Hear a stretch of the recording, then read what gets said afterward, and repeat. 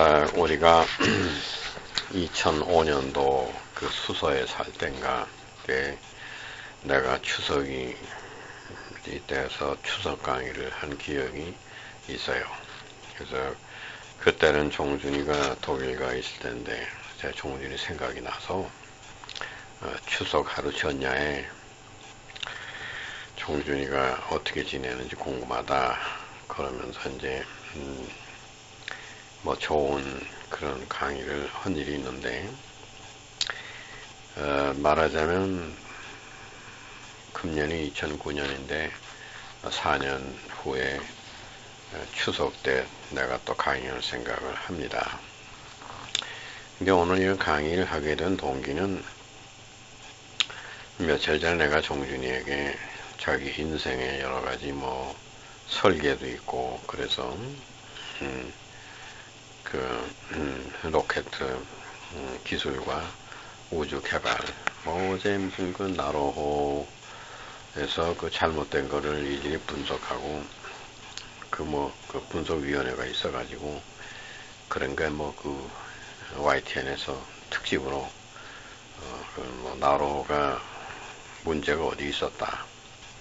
앞으로 우리나라의 무슨 우주 개발 문제 이런 거를 좀 토론하고 하는 거를 내가 좀 보다 말았는데, 지금 이제 우리나라가 뭐 경제적으로는 전 세계 한 12위권에 들어가고 또 경제적으로 선진의 위치에 있어가지고 후진성인 나라들을 돌보고 이러자 하는 거에서 모이는 경제 대국들 정상회의, 그게 이제 처음에 G7에서 시작해가지고 G8, G8 그렇게 하다가 지금은 이제 G20인데, 그럼 전 세계 20개국에 그래도 뭐 경제적으로 어느 정도 먹고 살 수 있고 국민소득 2만 불 이상 되는 나라들을 다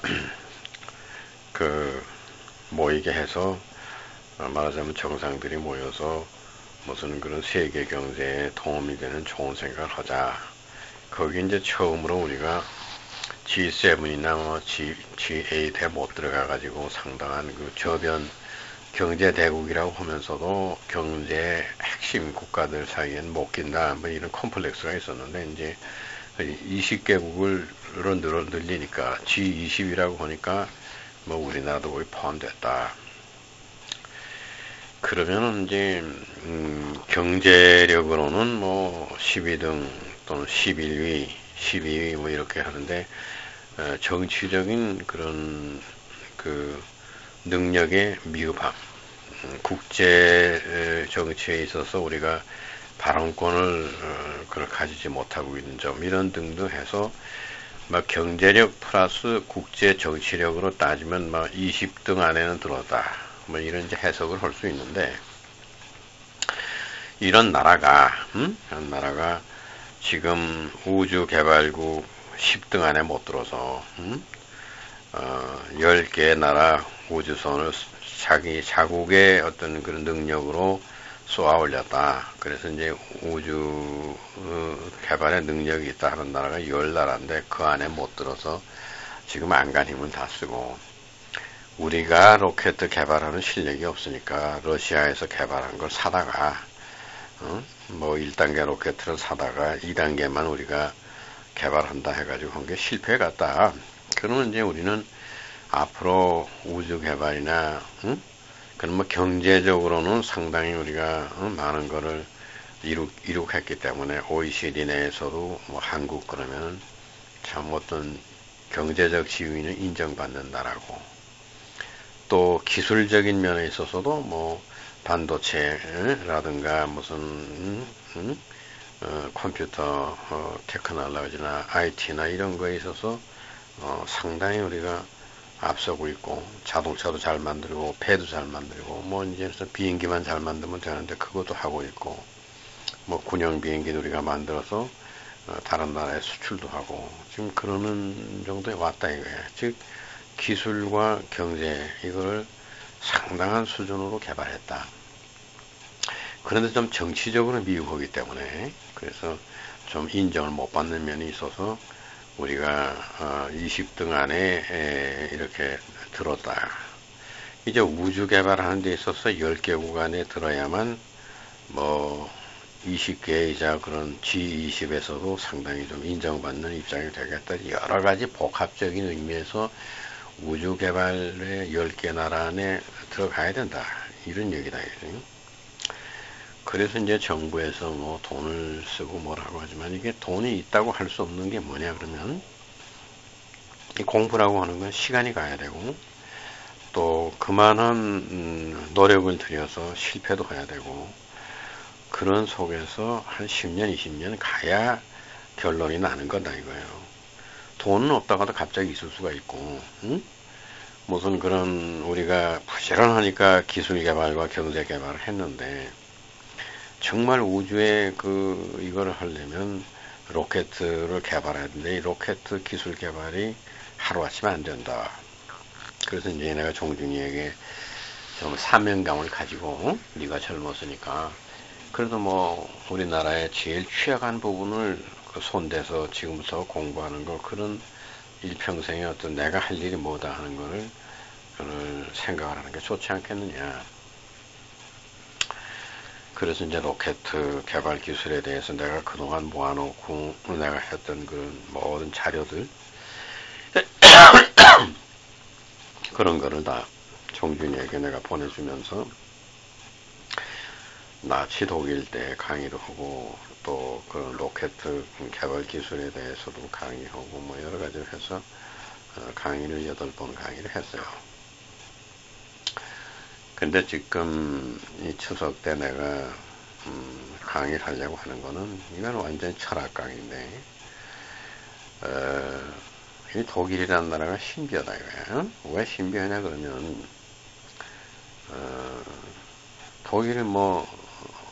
독일이 어떤 나라냐 그렇게 얘기하면 우선 제일 먼저 떠오르는 게 뭐 괴테, 슐러다 이거야. 뭐 괴테, 슐러 두 사람만 있는 게 아니고 그런 문학 작품을 낸 사람들이 많아요. 하이니시 하이네도 있고 뭐 무슨 헤르만 클라이스도 있고 뭐 여러 가지가 여러 사람들이 독일 문학의 역사를 더듬어 보면 뭐 수십 명이 괴테나 슐러만큼 훌륭한 작품들을 쓴 사람들이 있는데 우선 이게 독일은 문학의 나라다. 그 다음에 또 두 번째로 떠오르는 건 뭐 독일 그런 베토벤, 음악의 나라다. 이게 뭐 바하, 베토벤, 슈만, 브람스, 뭐 리스트 뭐 이런 사람들 전부 다 독일에 와서 멘델스존 뭐 독일에서 활약한 사람들이다.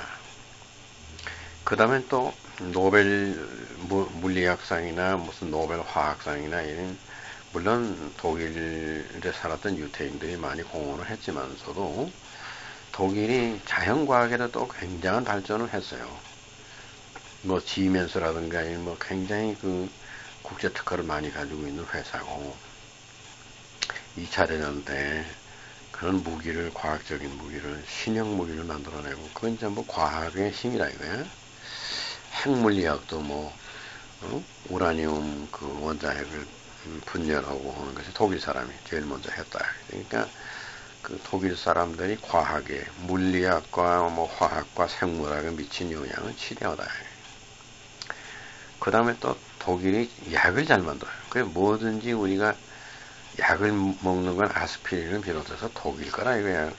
독일 제약회사에서 독일에서 만든 약이 뭐 제일 잘 듣는다 이거야. 그 다음에 옛날서부터 독일 의술은 알아주는 거예요. 응? 수술하고 뭐하고 그리고 의료 기계를 제일 잘 만드는 게 뭐 지멘스라고. 응? 그러니까 독일에서 의료 기기, 응? 독일을 필립스도 뭐 독일 거나 마찬가지. 그러니까 지멘스나 필립스에서 거의 병원에 엑스레이니 뭐니 무슨 수술 장비니 뭐 일체 병원에 있는 기자재는 전부 지멘스하고 필립스 거라 이거야. 그러면 그게 또 독일이거든요.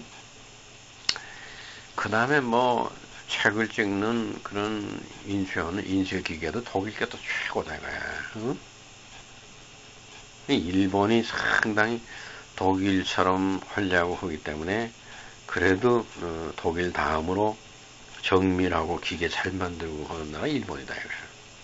그럼 지금 전 세계 사람들이 신세지는데 독일 나라와 일본이라는 두 나라의 신세를 지고 있는 거예요. 전부 뭐 좋은 물건이나 뭐나 뭐 이거는 독일 사람들과 일본 사람들이 만드는 것을 우리가 수입에다 쓰고 그렇게 하는데, 그러면 이제 독일은 골고루 무슨 분야든지 철학, 과학, 음악, 문학, 뭐 미술 할 거 없이 각 분야에 그 아주 골고루 하나도 떨어지는 분야가 없이 그 한다. 이거 그게 국민이 우선 게르만 민족이 우수한 데다가 머리가 좋은 데다가 또 재주가 있는 데다가 부지런한 데다가 정신무장이 있고 근면하고 검소하고 또 사치 안 하고 정직하고 거짓말 안 하고 그러는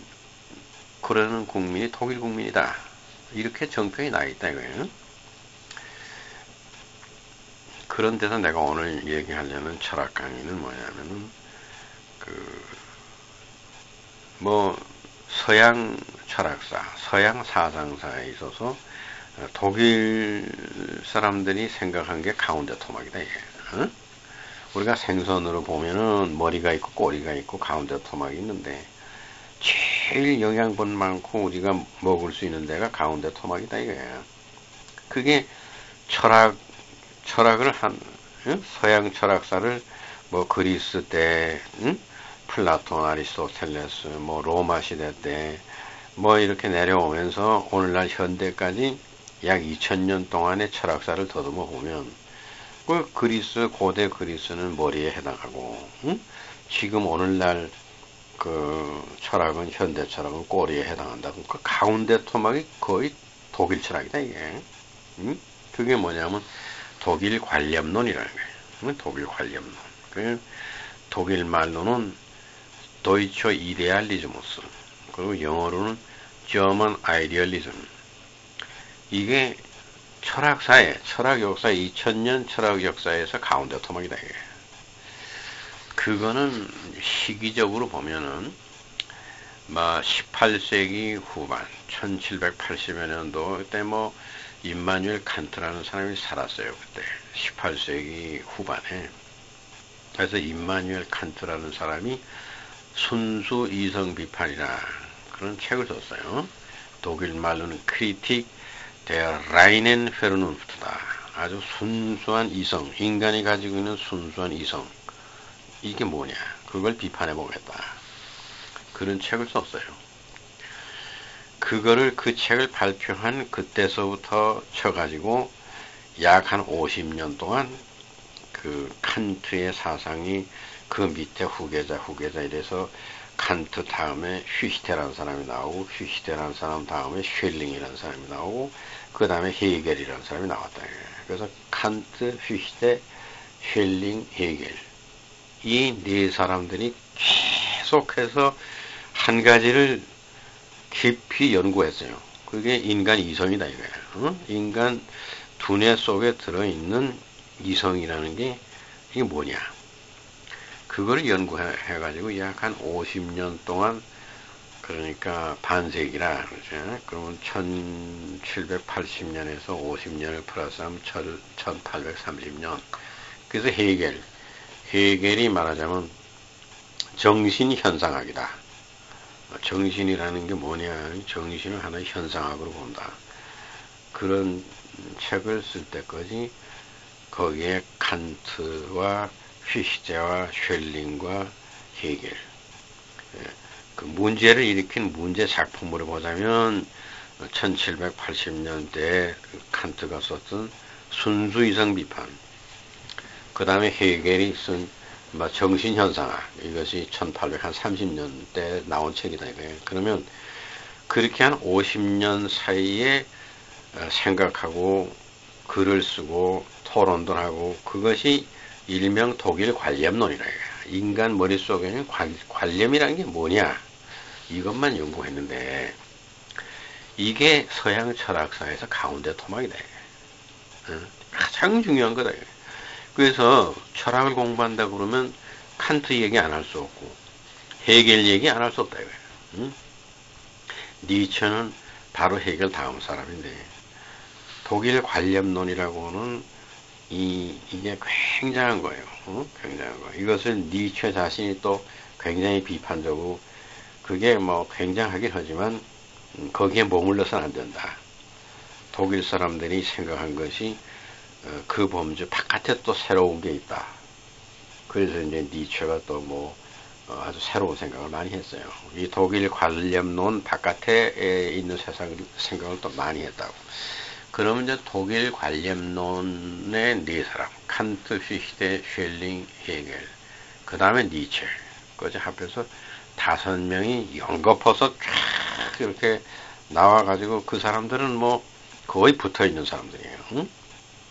잘하면 나이 많은 사람을 볼 수도 있었던 그런 게 조금 칸트 뭐 휘히데가 좀 붙어 있는 사이지만 그렇게 시대적으로 보면은 뭐 함께 호흡하고 살아서 만날 수도 있고 그렇게 가까운 시대에 다 나왔다 이거예요. 그래서 한 50년에서 100년 사이에 칸트에서부터 니체에 이르기까지의 그 인간의 사유 생각하고 이것이 서양 철학에서는 가운데 토막이다. 이걸 알면 앞뒤가 다 이해가 되는데 이걸 모르면 전체가 이해가 안 된다. 이제 그런 얘기예요. 그래서 이제 내가 오늘 독일 관념론 강의를 하려고 그러는데 우선 칸트라는 사람은 책을 유명한 3비판이라고 해. 전부 책을 비판이라는 타이틀을 붙였어요. 크리틱이다 이게. 비판한다 이게. 첫째는 순수한 이성. 우리가 생각하는 기능. 이게 한계가 있는 거냐 없는 거냐. 한계가 있다면 어디까지냐. 이런 거를 순수한 인간의 생각하는 그 자체를 비판하는 책이 순수이성 비판이라는 것이고 그 다음에 두 번째는 판단력 비판이라는 거예요. 크리틱 대 우어타일스 크라프트. 독일 말로는 머리가 그냥 판단을 한다 이거야. 근데 순수한 이성으로 뭘 다 깨우칠 수 있는데도 불구하고 직감이라는 건 또 순수 이성과 다르다 이거야. 너 생각한 일도 없고 그런데 뭐가 예감이 든다 이런 거. 또 내가 뱀이라는 게 무서워가지고 한번 뱀에게 물렸으면 어둑어둑한데 뭐 새끼줄을 밟았는데 그것도 뱀인 줄 알고 깜짝 놀라가지고 나는 뱀이라고 판단을 하는 거지. 이런 게 있다 이거야. 순수 이성 외에 그런 게 있다 이거야. 그러니까 그 판단력이라는 게 있어요. 이게 직감이라는 것도 있고 그 다음에 잘못된 게 있어요. 오감이야. 잘못 판단하는 거야. 응? 그래서 이 판단력을 이걸 또 비판해야겠다. 그래서 두 번째가 판단력 비판이다. 우리가 판단을 하는 거는 직감이라는 게 순수 이성은 순수하게 논리적으로 생각하고 무슨 사물을 볼 때 생각하고 또 생각하고